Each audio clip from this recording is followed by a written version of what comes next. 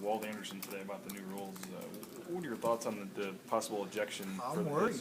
I mean, there's going to be a lot of guys that are going to be out of the game, and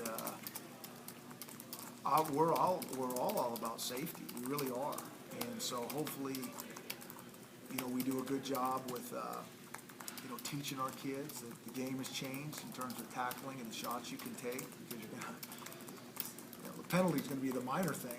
You're going to be out of the game, and you might miss portions of 2 games. And some of the clips that they were showing us, we're kind of all looking at them like, really? That's going to eject the guy? I mean, it's very concerning. Well, alternatively, actually, in the video we were watching today, it looked like there were Boise State players on the other side of those hits, a lot of them hitting. Well, I think there's half of them, or even 3/4 of them, that you'd see and you go, yeah, that needs to be out of the game. We're all for that. But there was another handful of plays that it was like, guys getting thrown out for that?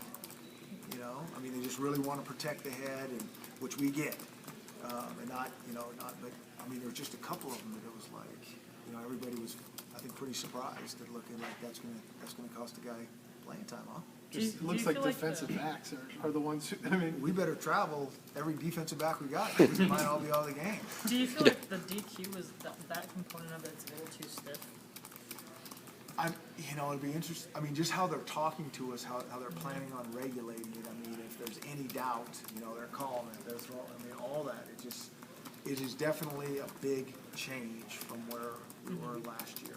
You have joked about bringing every defensive back you have. Does this rule change your thoughts about game planning or strategy or personnel or anything? No, I don't think so, but I think it does. And we've already been on this a little bit even last year, and even through spring ball, we kind of made even more of an emphasis. So again, I think the game definitely has changed in terms of some tackling things, and in the secondary. I mean, it's going to have to be coached different, and it's going to have to be programmed different into these kids. Just see what happens. Can you take advantage of that offensively? No, I don't know, maybe, but I haven't got that far down, but just from what I've seen so far, I don't see that as being an offensive advantage. I just see it being really a negative thing to the defense. Did you do enough in spring to hammer this through, or after what you saw, are you going to have to go back and say, hey guys, this is more serious than I thought? Yeah, well, we'll do that anyways, just because, the game is, it's a reaction game, and, half the time it just happens. But we're going to have to somehow coach them and program them that those type of shots can't just happen. You talked about wanting to change the culture, I guess, of the defensive players. I mean, do you think that was needed? Is there too many of those kind of hits that go on? Or Well, is it just... like I said, I think there's the blatant ones that we all go, oh, yeah, that's a shot. Even a guy going over the middle and you're hit. I get that. You don't want to, but some of these were different. And I think a lot of it's going to have. I think a lot of it has to do with wrapping up.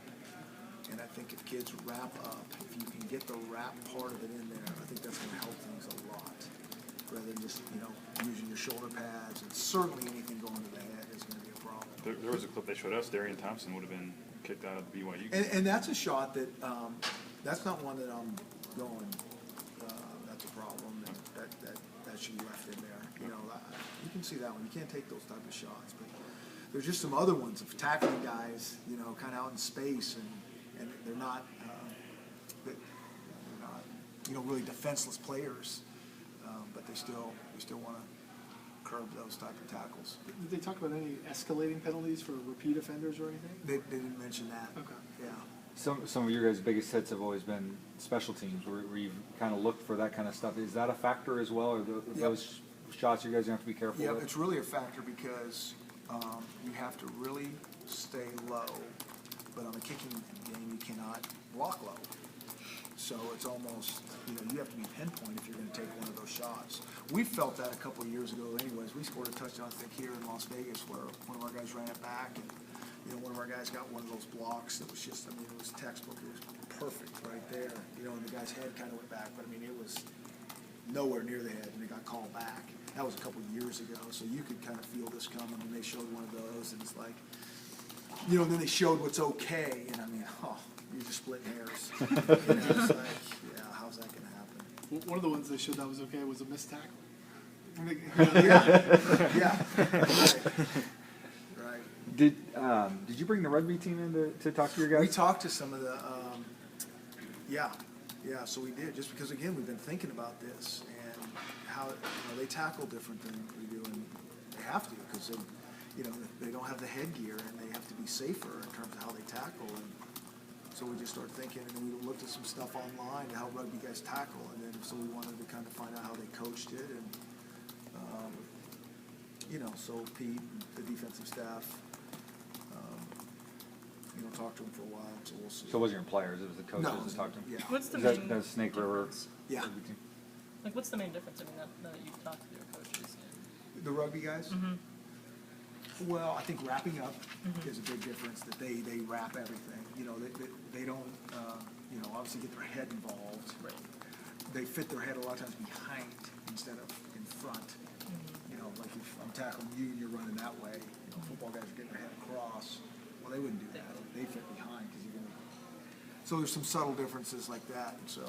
Anything you took from that you'll teach your Well, guys? it's just things that we're thinking about, But I've kind of felt like this for a while, that I think the wrapping part of things is what could help. That's what you see in rugby a lot, and I think that would help in football too. And that's really what's disappeared from football a little bit the last 5 or 6 it's more years, right? shots, guys just Yeah. launching themselves, and so, hey, if it keeps everybody healthy. I mean, the other thing is you don't want to lose anybody. I mean, you got the long-term concussion effects, but you don't want to lose anybody because they got a concussion, which you're going to lose them a lot more than you would 3 years ago. Guys come back, next day or whatever. That's not happening